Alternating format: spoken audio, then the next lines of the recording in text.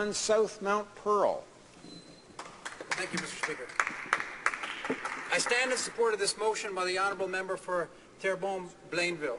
This motion calls on government to make public the number of warrantless disclosures made by telecom companies at the request of federal departments and agencies. This motion also calls on government to close the loophole that has allowed the indiscriminate disclosure of personal information of law-abiding Canadians without a warrant. So, to simplify, Mr. Speaker, how many times have telecom companies handed out personal information about you and I without a warrant to government?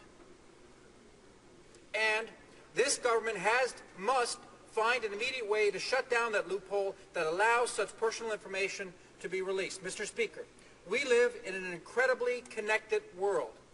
Earlier this year, I traveled to Tanzania, Africa, to tour Canadian development projects with a group called Results Canada. Their mission is all about ending extreme poverty, Mr. Speaker. And I did see some extreme poverty. One of the images, Mr. Speaker, that will always stick with me is walking into a maternity ward at a rural hospital, what they called a hospital, Mr. Speaker. The maternity ward was crammed with 9 or 10 beds, but there were 2 women, Mr. Speaker. 2 women in labor to a single bed. The Tanzanians I met were the finest kind of people, Mr. Speaker, the best kind of people, a lovely people, but they were living with basically nothing. Still, Mr. Speaker, most every adult that I came across, they could have absolutely nothing but the second-hand clothes on their back. They could be sleeping, Mr. Speaker, under a tree, but they still had a cell phone.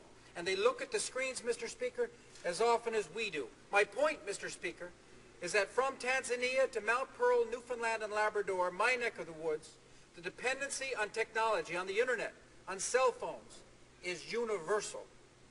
Just this weekend, I read an article by Stephen Hawking, the Nobel Prize-winning physicist, on how artificial intelligence, because we're almost to that point, could be the worst thing to happen to humanity. More or less, Mr. Speaker, the rise of the machines. Now, a country being led by a robot. I can't even imagine that, Mr. Speaker. Oh, wait, yes, I can. Another article I read this weekend outlined how U.S. intelligence whistleblower Edward Snowden has warned that entire populations, rather than just individuals, now live under constant surveillance.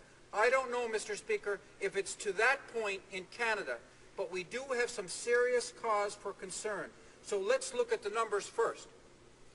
In late April, we learned that government departments and agencies, like the RCMP, like Canadian Border Services, like CSIS, the Canadian Spy Agency, had requested personal information from telecom companies almost 1.2 million times alone in 2011. That is staggering, Mr. Speaker.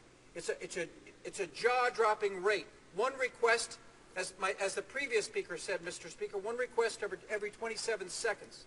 But that number, the number of requests for personal information, is most likely greater than 1.2 million because 3 of 9 telecom companies told the Privacy Commissioner how many times they granted the government's request for customer data, not how many times that government asked for the data, how many times they gave the data.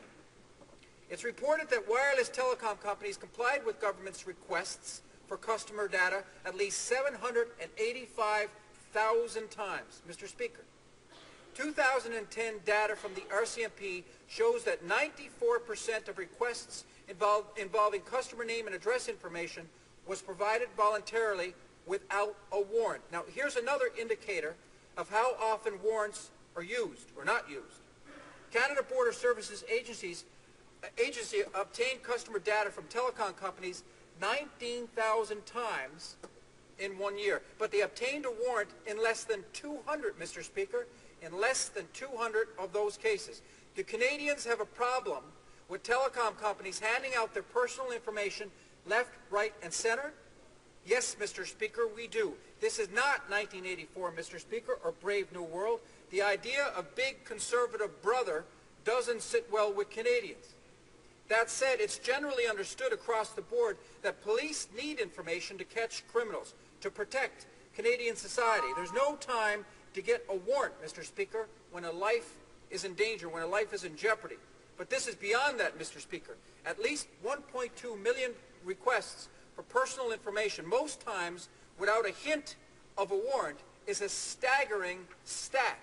And this government, this conservative government, is paying to access your personal information to the tune of between $1 and $3 for each request. Mr. Speaker, more than 2 years ago in this House, the former Minister of Public Safety, Vic Taves, introduced Bill C-30, a bill to expand police surveillance of the web.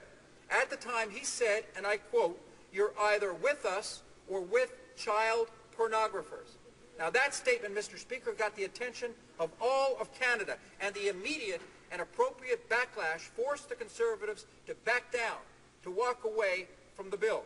Now, since that outrageous bill was dropped, and Taves was appointed to the Manitoba bench, but that's another story, Mr. Speaker, this government has introduced other legislation to this House that it says will protect the privacy of Canadians. But, in fact, Mr. Speaker, the legislation may actually increase spying on Canadians without a warrant. Bill C-13, the first example, a bill aimed at tackling cyberbullying, is expected to expand warrantless disclosure of Internet or cellular subscriber information to law enforcement.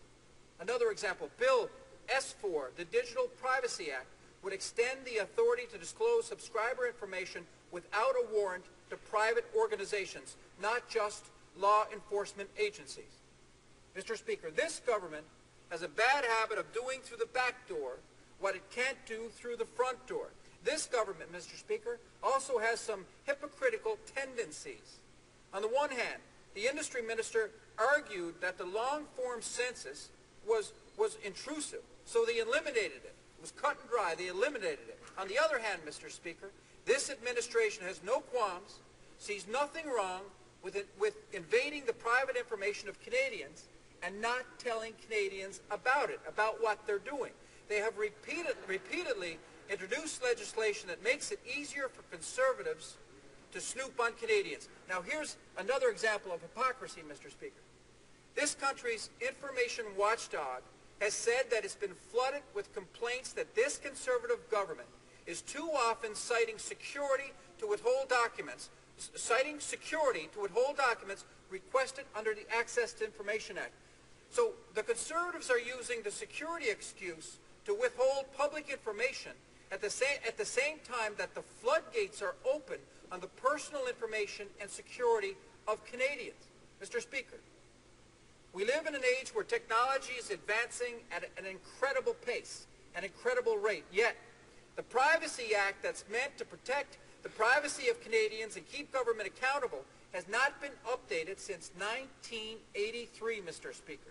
That's before the Internet. That's before Google, before email, before Facebook, before Twitter. Another act, the Personal Information Protection and Electronic Documents Act, hasn't been updated since 2000, also before social media was born, Mr. Speaker. New Democrats believe privacy laws should be modernized. We also believe they should be strengthened, not weakened, Mr. Speaker, to better protect the personal information of Canadians. We also believe we can pursue bad guys and throw the book at them without treating law-abiding Canadians like criminals and violating their rights. Mr. Speaker, I end with another quote from Edward Snowden, the former U.S. intelligence contractor, who said last week that state surveillance today is a euphemism for mass surveillance. Quote, "It's no longer based on the traditional practice of targeted taps based on some individual suspicion of wrongdoing. It covers phone calls, emails, texts, search history, what you buy, who your friends are, where you go, who you love." End quote, Mr. Speaker.